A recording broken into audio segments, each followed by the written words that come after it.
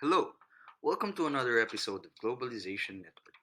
Today, we are going to talk and discover things about jihadi terrorism. In the course of this video, we are going to talk about jihadism, the motivations behind it, and what other scholars think about its motivations. Terrorism, as a highly complex phenomenon, stands at the forefront of national and international agendas. Although terrorism has a variety of different forms in terms of its association with various secular and religious groups, Jihadi terrorism, or jihadism, is considered as one of its most dangerous forms threatening the world. Jihadi terrorism, according to Farhad Aryan, is a consequence of integrating Islamic ideology with the idea of jihad in a sense that extreme interpretation of Islamic texts contribute to the rise of violent jihad.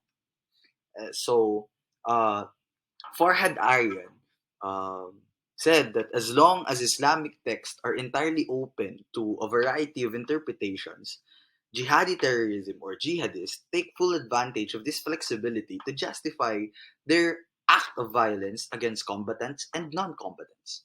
As such, the act of violence by jihadists is mostly justified under the banner of defending Islam, preserving the rule of Allah, and creating a worldwide Islamic fundamentalist state or the caliphate.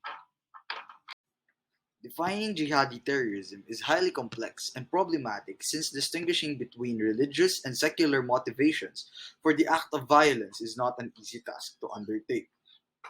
However, aside from its problematic nature, jihadi terrorism is defined in a sense of religious terrorism in which jihadists employ Islam as a means of violently achieving their political goals based on their perceived ideological and fanatical interpretation of Islamic texts.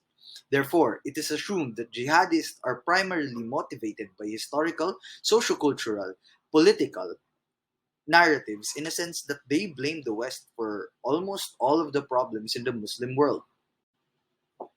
Despite the fact that some scholars and policymakers consider historical, sociocultural, and political narratives as the major motivational factors behind the rise of jihadi terrorism, the role of these narratives in motivating jihadists is hotly contested.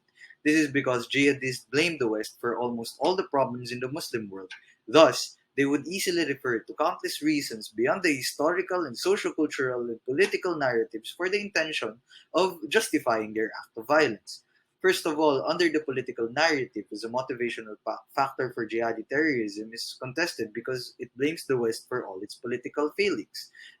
In addition, the sociocultural narrative as a motivational factor for jihadi terrorism is hotly contested because it does not distinguish between Islamic values and sociocultural traditions of different Muslim countries. And finally, the ideological narrative as a root cause of jihadism is challenged by many scholars due to the variety of different interpretation in various sects of Islam.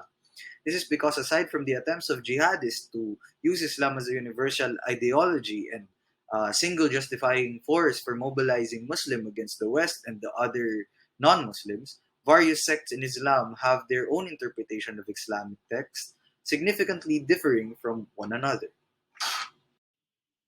That's all, and see you in the next video.